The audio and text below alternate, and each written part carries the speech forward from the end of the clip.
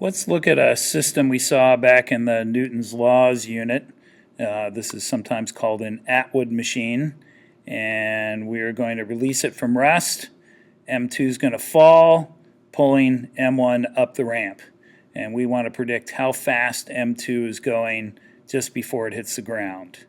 And so we're given the two masses, and we need to use conservation of energy to solve for this. And so the basic statement of conservation of energy is that the initial equals the final. And so what do we mean by the initial? That would be all the energy we see in this system here before we release it. And then the final energy would be in this picture here. M2 is now fallen, picking M1 up. And so we look at our initial picture and add up all the energy we see, and there's this one term. Gravitational potential energy of mass 2. You might say, hey, wait a minute, mass 1 has gravitational potential energy. It's a little bit off the ground. Well, I can define zero potential energy to be where it starts. Alternatively, I could make the string a little longer and have M1 starting down here, and I think you'd agree then that it doesn't have potential energy. The answer will be the same in either case, so think about that a little bit. In the final picture here, we have kinetic energy of both masses. And so we have a K1 and a K2. They're both moving. They both have kinetic energy. And then M1 now has potential energy because it's risen some from its initial position. And so we have an equation for each term here. mgh is our gravitational potential energy term. Here it's for mass 2, so it's M2H2. And then the kinetic energy for both masses, notice the speeds are the same, but their masses are different.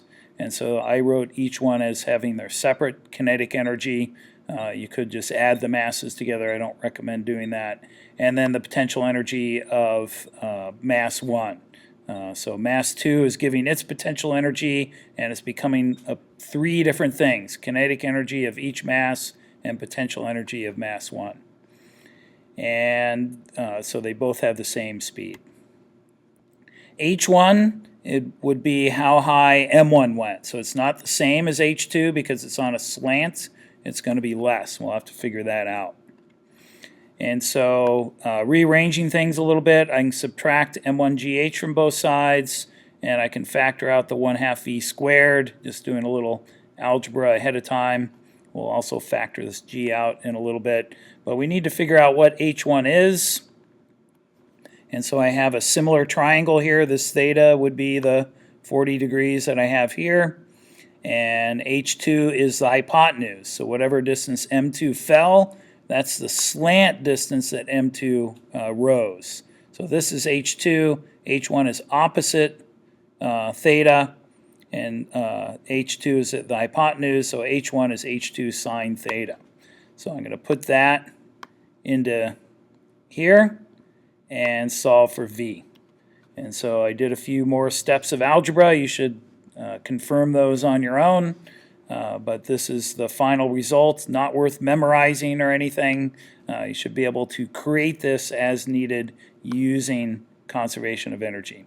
And so we can put in our numbers, and I get 1.43 meters per second. So that's how fast M2 is going.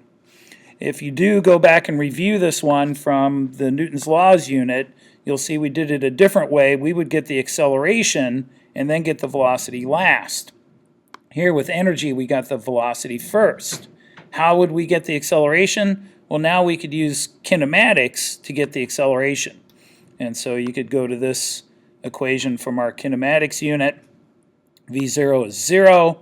Solving for A, I get 0.51 meters per second per second. And if you go back and look at free body diagram example number 3, that's on my website under the Newton's Laws unit, you'll see this exact system, and we solve for the acceleration and the tension instead. For those of you that don't know where my website is, it's on my, this is the URL to that example, and it's also on the Kilroy 2 YouTube channel. How about a test of whether you really understand this? This is definitely a difficult problem. What if now we added 5 kilograms to mass 1? And release it from rest. Mass 1's now going to fall down the ramp. how fast will M2 be going when it's back up to this position.